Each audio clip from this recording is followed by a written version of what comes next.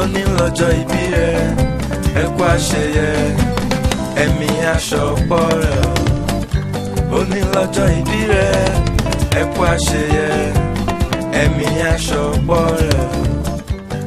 bójúmọ́ bá ti mọ́ a máa ṣẹ̀bà ẹ̀là funfun gbo olódù ọmọ àrè èjì rẹ mo dé àfínjọ́ akéwì tí ń fohùn dágbẹ̀dú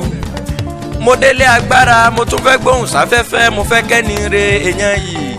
tí ń ṣayẹyẹ ọjọ́ bí òní mo délé agbára mo tún fẹ́ kọrin fáráyé káráyé ó gbọ́ kí wọ́n jẹ́ kájọ kẹ́ni re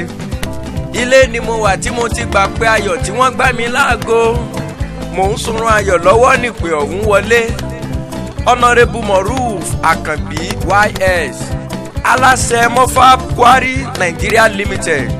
àwọn ni wọ́n pè mí tí wọ́n gbá mi láago wọ́n lè jìrẹ́ òyìnlá ó yá gbalẹ̀ agbára lọ èjì rẹ̀ mo dé ojúmọ́ rẹ tó mọ́ mi lónìí ire mo bá jí ire mo rí pérégedé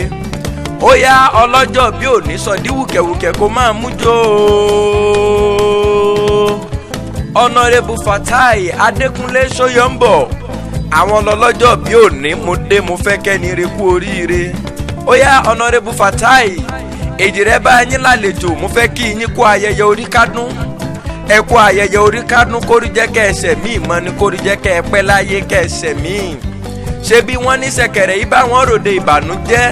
ìbànújẹ́ ò ní wọlé tí yín ti lé toko Honourable Fatai Adékúnlé Ṣóyọ́ǹbọ̀ olówó orí ọkọ olórí Olúwatóyìn Ṣóyọ́ǹbọ̀ baba Teslim baba Karim baba Khalil ó yá máa gbóhùn ẹnu mi ìlú Canada yá ẹ jẹ́ kí n lọ kẹ́ni retí ń ṣayẹyẹ ọjọ́ bí Honourable Fatai Adékúnlé Ṣóyọ́ǹbọ̀ olówó orí ọkọ olórí Olúwatóyìn Ṣóyọ́ǹbọ̀ ọmọ wọn níkàlẹ̀ nípínlẹ̀ Ondo ìlú ìyàwó yín mo dárúkọ Honourable máa dá gọ̀jọ̀gọ̀jọ̀gọ̀jọ̀ ó ti sọdún èyí ó sọ̀pẹ́ rẹ̀ láyé ò ní bá wọn kánjú kú ò ní bá wọn kánjú rè wálé àṣà ó yá Honourable Fatai Adékúnlé Ṣóyọ́ǹbọ̀ ọmọ lọ́jọ́ bí òní ṣe bí ìlú Ẹ̀gbá ńlé baba tó bí ọlọ́mọ gbàgùrà gangan nílé bàbá rẹ̀ ó yá ṣe kí n máa lọ síbẹ̀ kò sí nǹkan kan nílé baba tó bí ọlọ́mọ ṣe bẹ́yìn gangan ni wọ́n ń kì lọ́mọ Ẹ̀gbá ọmọ lísàbí agbóǹgbò àkàlà ẹ̀yin lọ́mọ ẹni dúdú òsì ńlé pupa tí ń bẹ nílé ò mọ bẹ́ẹ̀ sè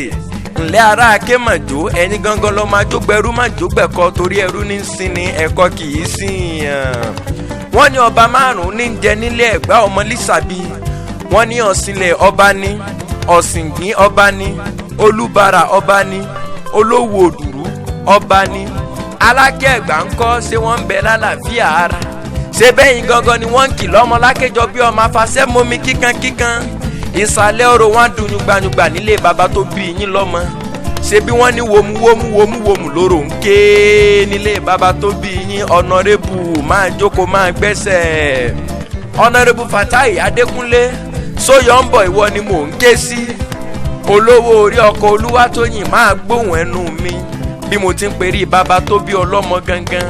àkànnàmàgbò máa ń pọdún jẹ bó bá dọdún tó ń bọ̀ ó ṣẹ̀ ní ìsinmi gúnugún òní kú ní rèwerèwe ó ṣe wọ̀ ó yá ajáre gbàgùrà ká lọ kí wọn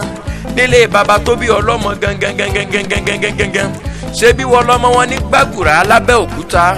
ọmọ àga méjì ọmọ olúkúmoge ẹ̀yin lọ́mọ àrìnàkòrò ni wọ́n ń pè yín nílé baba tó bí yín lọ́mọ ẹ̀yin lọ́mọ ẹ̀lúkú ìgboro tí ń jẹ̀bẹ́ ṣé bẹ́yìn lọ́mọ alájá dúdú léèwó tí ń gbowó ẹ̀wẹ́ tí ò gbọ́dọ̀ buni jẹ́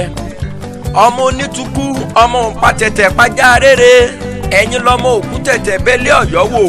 ọmọ sakosa nílé baba tó bí ọlọ́mọ ọmọ wọn ní gbàgùrà Honourable Fatai Adékúnlé Ṣóyọ́ǹbọ̀ ó yá máa dá gọ̀jọ̀gọ̀jọ̀gọ̀jọ̀ òní yẹ ọ́ tẹ́lẹ́gàn ló kó jàre ẹ kú ayẹyẹ ọjọ́ ìbí kórí jẹ́ kẹ́ ẹ pẹ́ láyé gbogbo ohun tí ń dùn yín nínú pátápátá wọn ò ní padà dórísun ìbànújẹ́ fún yín ti lé toko ọmọ ò ní kú mọ́ yín lọ́wọ́ aya ò ní kú mọ́ yín lórí èèyàn yín Honourable Moruf Akanbi YS aláṣẹ Mofab Quarry Nigeria Limited àwọn ni wọ́n gbá mi láago tí wọ́n ní kí n máa kí yín ní gbèjégbèjọ wọ́n ní kí n wí fún yín ni wípé bẹ́ẹ̀ ti sọdún èyí ẹsẹ̀ mi ìsìnlẹ̀ ò ní kánjú kú bó bá dọdún tó ń bọ̀ àlékún owó àlékún ọlá àlékún ohun rere ohun mèremère Honorable ó yá máa dá gọjọgọjọgọjọgọjọgọjọgọjọgọjọgọjọ ṣe bẹ́ẹ̀ ní lọ́jọ́ bí rẹ happy birthday to you o. Èjìrẹ́ akéwì ní pèdè ọ̀rọ̀.